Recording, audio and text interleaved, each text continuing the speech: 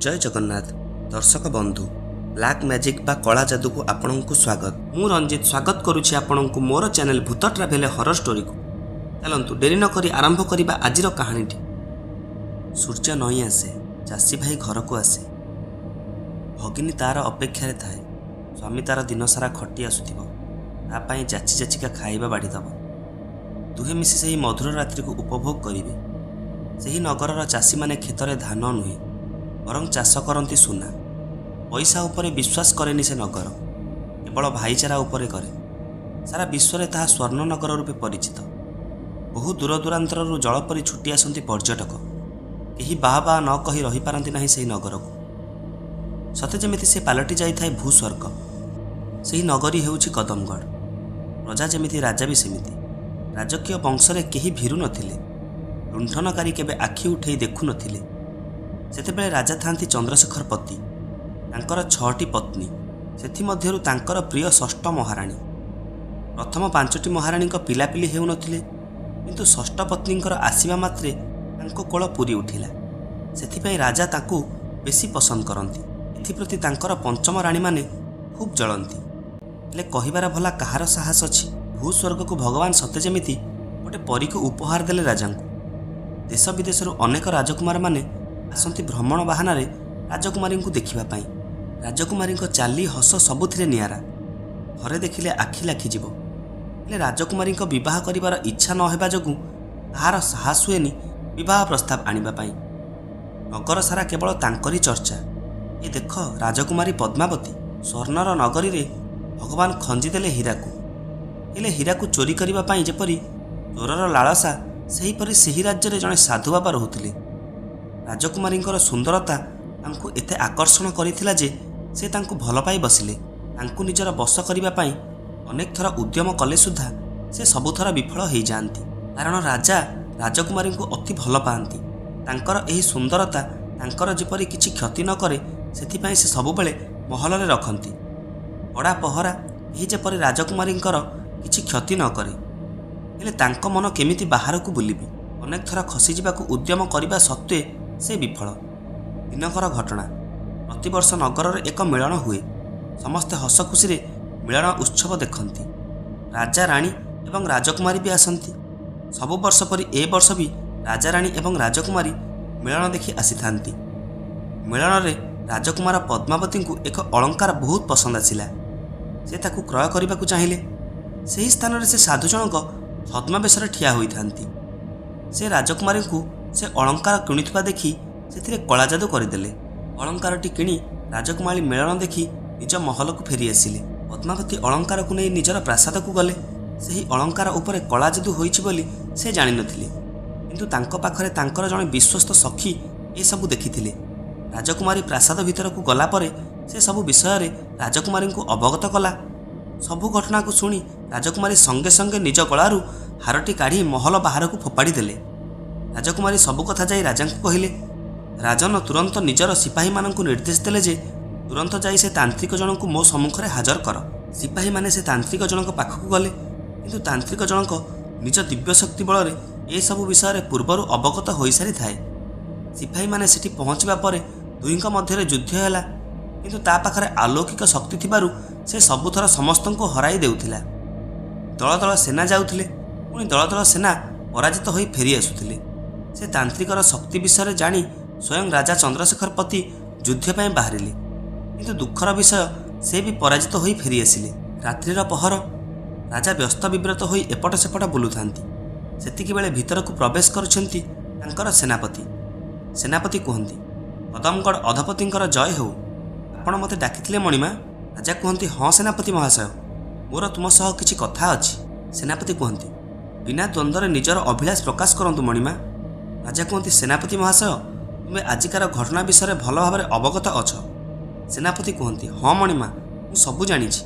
राजा कहती, आंभ राजकुमारी सांगरे दुर्व्यवहार करी से दुष्ट बंची जाइछि।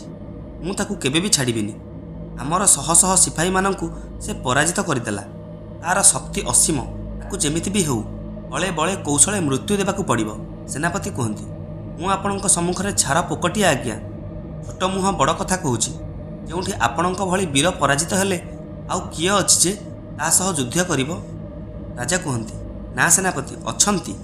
କାହିଁ ଆମ ରାଜ୍ୟରେ କ'ଣ ବୀରମାନଙ୍କ ମରୁଡ଼ି ହୋଇଛି? କେହି କ'ଣ ଜଣେ ବି ଆଗେଇ ଆସିବେନି? ସେନାପତି କୁହନ୍ତି, ନାହାନ୍ତି କାହିଁକି ମଣିମା, ଅଛନ୍ତି। କିନ୍ତୁ ଆଜିର ଘଟଣା ପରେ କିଏ ବା ଆଗେଇ ଆସିବ? ଆଜିର ଘଟଣା ପରେ ସମସ୍ତେ ଯେପରି ଭୀରୁ ପାଲଟି ଯାଇଛନ୍ତି। ରାଜା କୁହନ୍ତି, ଆସିବେ ସେନାପତି, ଆସିବେ। ସେନାପତି କୁହନ୍ତି, ହେଲେ ରାଜନ କେମିତି? ରାଜା କୁହନ୍ତି, ମୋ ପୁତ୍ରୀ ମୁହଁ ଟାଣି ଆଣିବ। ଯାଅ ସେନାପତି, ଘୋଷଣା କର ଯେ ଏହି ସେ ତାନ୍ତ୍ରିକ ଜଣକୁ ଯୁଦ୍ଧରେ ପରାସ୍ତ କରିବ। ମୋ ପୁତ୍ରୀ ବିବାହ ଯୋଗ୍ୟ ହେଲେ ତାଙ୍କ ସହ ବିବାହ କରିବ। ମୋର ବିଶ୍ୱାସ ମୋ ପୁତ୍ରୀ ମୋ ପ୍ରସ୍ତାବରେ ଏବେ ବି ଅରାଜି ହେବନି। ଯାଅ ସେନାପତି, ଘୋଷଣା କର। ସେନାପତି କୁହନ୍ତି, ଯଥା ଆଜ୍ଞା ମଣିମା। ଏହା କହି ସେନାପତି ନିଜେ ଯାଇ ପ୍ରଜାମାନଙ୍କୁ ଏ ବିଷୟରେ ଅବଗତ କଲେ। ତାର ପରଦିନର ଦୃଶ୍ୟ। ମହଲ ସାରା ଲୋକାରଣ୍ୟ। ସିଂହାସନରେ ବସିଥାନ୍ତି ରାଜା ଚନ୍ଦ୍ରଶେଖର ପତି, ତାଙ୍କ ପାଖରେ ରାଜକୁମାରୀ ପଦ୍ମାବତୀ। ସମସ୍ତେ ଅନେଇଥାନ୍ତି କେତେବେଳେ ଆସିବେ ପ୍ରତିଯୋଗୀ। ଏତେ ସମୟ ଗଲା, ହେଲେ କେହି ଆସିଲେନି। ଏମିତି ଅନେକ ସମୟ ଗଲା ପରେ ରାଜା ଭାବିଲେ ପ୍ରଜାମାନେ ଡରି ଯାଇଛନ୍ତି, ସେଥିପାଇଁ କେହି ବି ଆସିବାକୁ ସାହସ କରୁନାହାନ୍ତି। ସମସ୍ତେ ଉଦାସରେ ବସିଛନ୍ତି। ଶେଷରେ ରାଜା କହିବାକୁ ଗଲାବେଳେ ଦୂତ ଆସି ସମ୍ବାଦ ଦେଲା ଯେ ଜଣେ ପ୍ରତିଯୋଗୀ ଆସିଛନ୍ତି। ମରୁଭୂମିରେ ପାଣିର ସନ୍ଧାନ ମିଳିଗଲା ପରି ରାଜାଙ୍କ ମନରେ ଖୁସି ମିଳିଗଲା। ରାଜା ନିର୍ଦ୍ଦେଶ ଦେଲେ, ତାଙ୍କୁ ଭିତରକୁ ଡାକ। ହେଲେ ଖୁସି ଟିକକ ମାତ୍ର କିଛି କ୍ଷଣ ପାଇଁ ଥିଲା। ଯେଉଁ ପ୍ରତିଯୋଗୀ ଆସିଥିଲେ ସେ ଦେଖିବାକୁ ଭିକାରୀ ପରି, ଯେମିତି କେଉଁ ଦିନଠାରୁ ଅନ୍ନ ଜଳ ସ୍ପର୍ଶ କରିନାହାନ୍ତି। ଦେହରେ ବଳ ନାହିଁ। ଇଏ କ'ଣ ଯୁଦ୍ଧ କରିବ ତାନ୍ତ୍ରିକ ସହ? ତାନ୍ତ୍ରିକ ତ ଦେଖିକି ପରିହାସ କରିବ। ଏହା ଦେଖି ରାଜା ଭୀଷଣ ରାଗିଗଲେ। ରାଜା କହିଲେ, ଦୁଷ୍ଟ ପାପୀ, ମୋ ସହ ପରିହାସ କରୁଛ? ପ୍ରତିଯୋଗୀ କହିଲେ, ନା ମଣିମା, ନା, ମୁଁ କେବଳ ଆପଣଙ୍କ ଘୋଷଣା ଶୁଣି ଭାଗ ନେବାକୁ ଆସିଛି।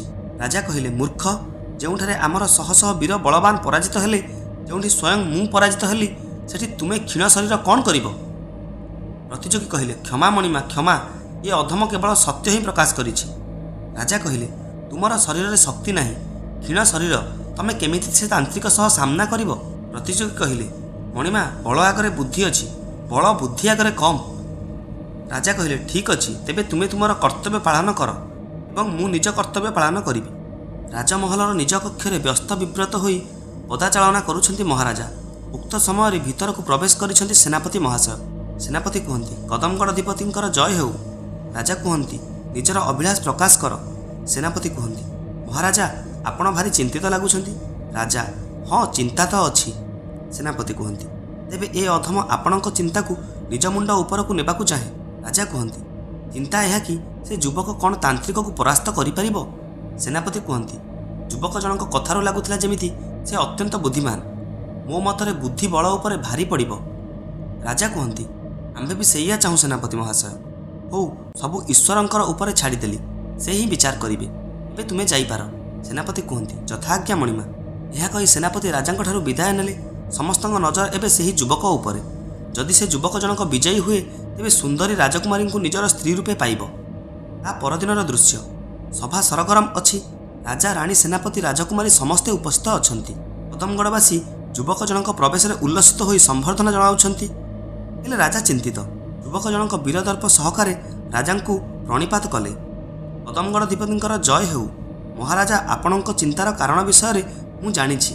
ଆପଣଙ୍କର ଏବେ ଯାଏ ମୋ ଉପରେ ବିଶ୍ୱାସ ନାହିଁ, କିନ୍ତୁ ମହାରାଜା, ବୁଦ୍ଧି ଆଗରେ ବଳ କେବେ ବି ଜିତେନି।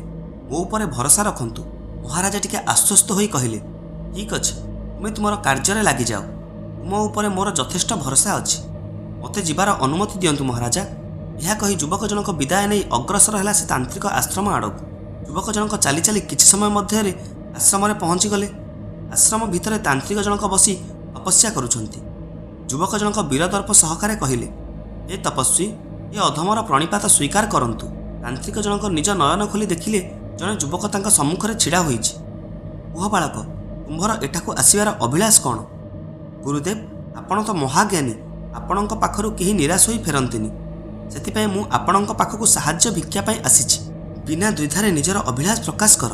ଗୁରୁଦେବ, ମୋତେ ମୋ ଘରୁ ତଡ଼ି ଦିଆଯାଇଛି। ମୁଁ ଆଶ୍ରୟ ପାଇଁ ଆପଣଙ୍କ ପାଖକୁ ଆସିଛି। ବହୁତ ଆଶା ନେଇ ଆସିଛି ଆପଣଙ୍କ ପାଖକୁ।